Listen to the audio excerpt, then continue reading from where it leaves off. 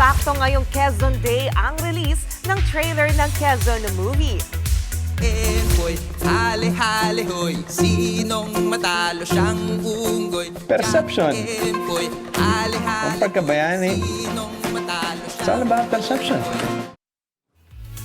Opening pa lang, malalim na ang hugot tungkol sa kasaysayan.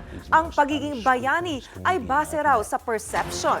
Sa trailer, ipinasilip ang mga hamon kay Quezon sa larangan ng politika para ipaglaban ang kalayaan ng bansa. Kalaunan, nakalaban niya sa eleksyon ng unang Pangulo ng Pilipinas na si Emilio Aguinaldo. Sa October 15 na ang theatrical release ng Quezon movie. Mga kapatid, Johnny Alipon po, maging updated sa latest entertainment at lifestyle.